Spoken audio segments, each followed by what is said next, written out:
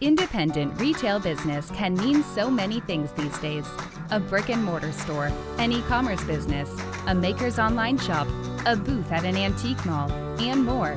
No matter which category you're in, Kathy Cruz, a fellow retail business owner and retail educator, will teach you how to market and manage your business efficiently so you can spend time doing other things you love. Welcome to the Savvy Shopkeeper Podcast. Welcome to episode 42 of the Savvy Shopkeeper Retail Podcast. Women, stop diminishing yourselves. I'm your host, Kathy Cruz. My intention for this episode is to empower women in the Savvy Shopkeeper communities. I want us all to speak more confidently, to ask questions without apologizing, and to stop using words like stupid or dumb when referring to ourselves. I want to add that if you're a male listener and you tend to do this too, I also want to empower you. Today's shopkeeper shout out goes to Miriam of Coco Jolie, and of course we'll have it linked in the show notes. Miriam is a member of Master Shopkeepers and motivated me to push this drafted episode idea to the top of my list. Miriam is a really talented chocolatier. Since I started following Miriam's business page on Facebook, I think I like or love every single Coco Jolie post that comes into my feed. And if you follow her on Facebook or Instagram, you'll see why. It probably doesn't help that I absolutely love chocolate. But trust me, you'll see how amazing her chocolates are if you follow her too. You don't realize the volume of work someone puts into their talent until you actually see the process. And this was the case when I watched a few videos of Miriam's on her YouTube channel. So much talent and quality in her fine chocolates. Again, I just want to make sure that I'll mention her website and her Facebook and Instagram are all linked in the show notes. But let's get started on this episode where I'll also discuss how Miriam played a role in today's topic. If you listened to episode number 30, you know my mission with Savvy Shopkeeper is to teach retail store owners to work less and profit more. What's unspoken in that tagline is how strongly I feel about empowering micro retail business owners. And the reason is sometimes our businesses are so small, or they seem so small in the grand scheme of things, that it's easy for us to minimize what we have accomplished. And we constantly deal with comments where others diminish our businesses. Like when someone refers to our stores as a hobby, that little hobby of yours. Or family members with quote unquote real jobs make it seem like our businesses aren't important or they aren't a priority because they're small businesses. You know these comments. When someone diminishes your business and they walk away, there's that little dig sometimes and they don't realize it, or maybe they do, and they walk away and your face is red and there's steam coming out of your ears and you think I should have said whatever it was you should have said.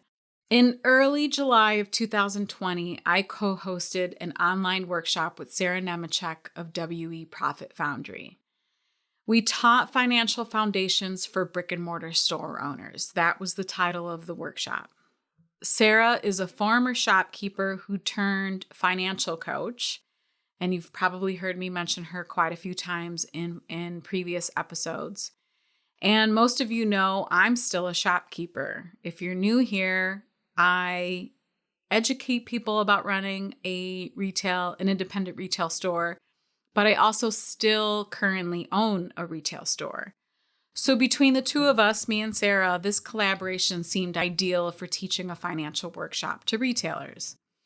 Sarah and I have both worked with many shopkeepers over the past few years, so we learned that there's a need for teaching retail store owners how to read, analyze, and use their financial data. So we offered these lessons in a 3-hour workshop. It was a long one, but it was worth it. We spent 2 hours teaching the workshop and 1 hour on an open Q&A. And throughout the 3 hours, I noticed a disturbing trend in questions from some of the people attending the workshop. And I wasn't the only one that noticed. After the workshop, Miriam, who also attended the workshop, she sent me an email, and I'm going to read word for word what she said in the email. I also got her permission to share this. She said, I noticed something that I thought might be worth mentioning. Several times when people ask questions during the call, they preface their question with something like, sorry, I'm dumb, or sorry for the stupid question. It struck me that we women have a tendency to say things like this. It's the self-talk we do in our heads that then comes out.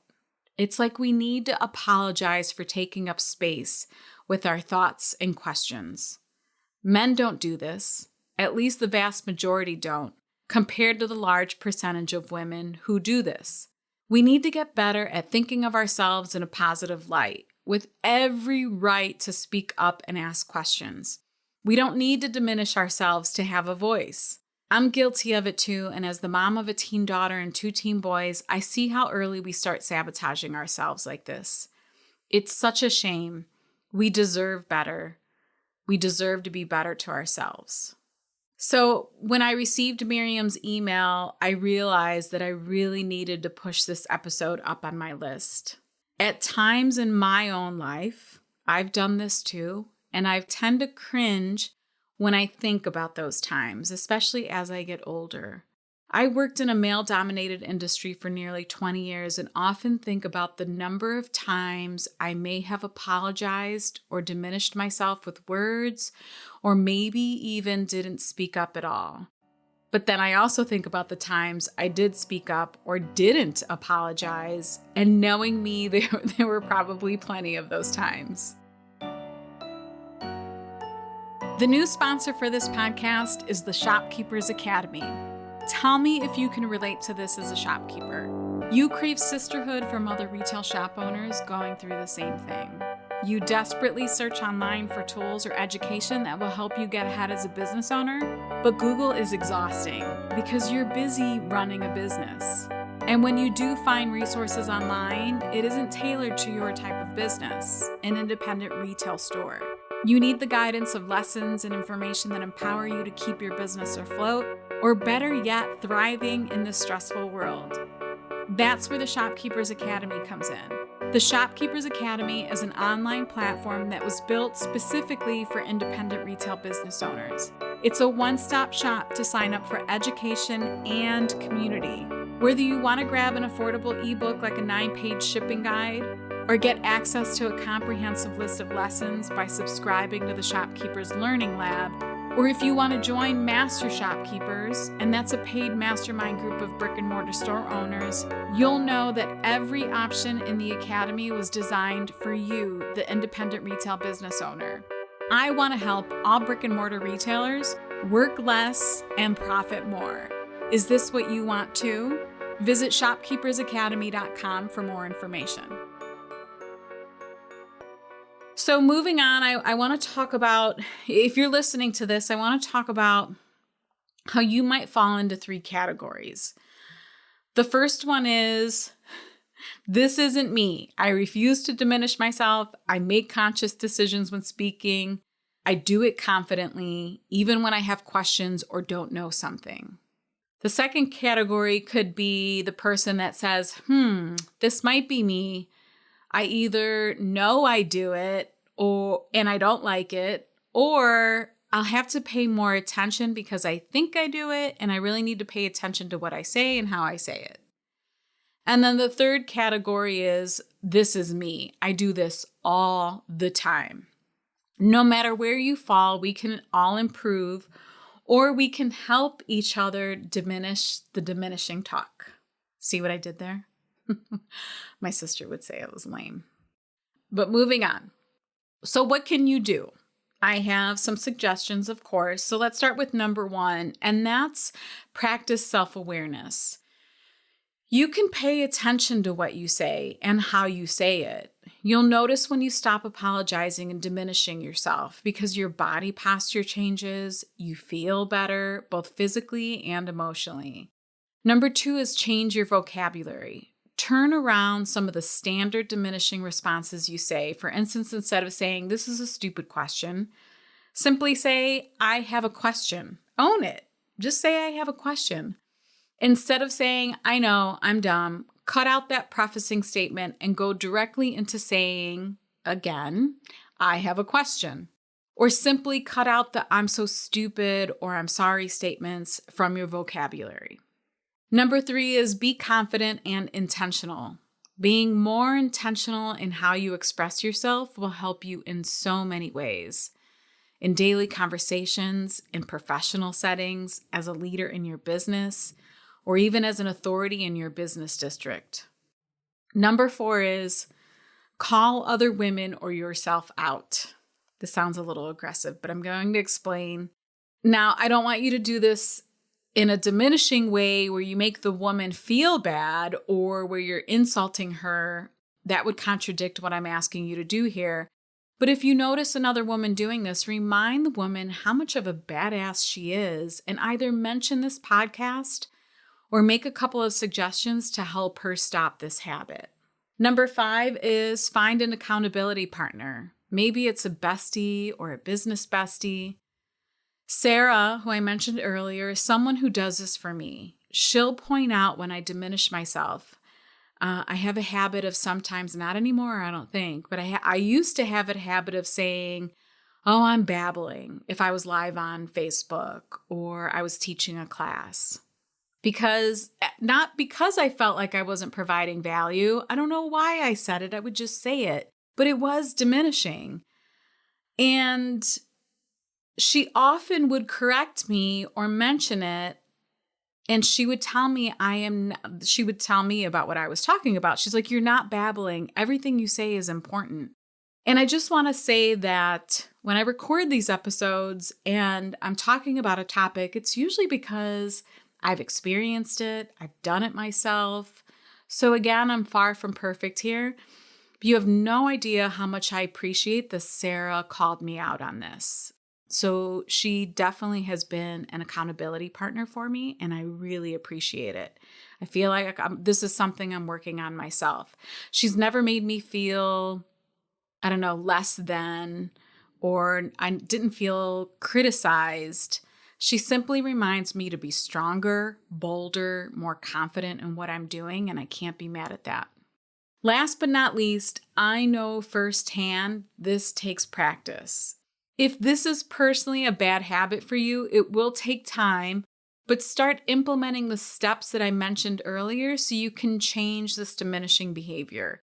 You will notice the positive effects of the change. I personally notice it, and you'll notice it in more ways than one. I often hear shopkeepers who get upset when someone diminishes them or their business. And trust me, that is also the topic of an upcoming episode. So why is it okay that you diminish yourself? It's not. I'm going to end this episode by quoting the title of one of Rachel Hollis's books, and of course, I'll be sure to link it in the show notes. But girl, stop apologizing. If you want to see the show notes to this episode or find links to anything I mentioned, please visit my blog at savvyshopkeeper.com/episode 42. And I know I mentioned previous episodes, other people's businesses, Rachel Hollis's book. I just want to make sure that if you are interested in anything that I mentioned in this episode, Coco Jolie, please go to the show notes. That's savvyshopkeeper.com/episode 42. If you have a story to share about this topic, please DM me on Instagram. I'd really like to hear it. You'll find me on Instagram, and my username is @SavvyShopkeeper. That's 2 V's like Victor, SAVVY Shopkeeper. If you feel this episode could help a friend, we all have friends who do this probably. If you feel this episode could help a friend, please share it with them. There is a sharing button. I know for sure on the Apple podcast, I would imagine on Shopify podcasts, probably on all podcast apps. Go ahead and share it, or share a link to the show notes that I mentioned earlier, savvyshopkeeper.com/episode 42. I think we can all help each other here. And if you feel this whole podcast would help someone, please share it too, or leave a review, and you can do that on the Apple Podcast app. I truly, truly appreciate it. Until the next episode, be savvy and boss up.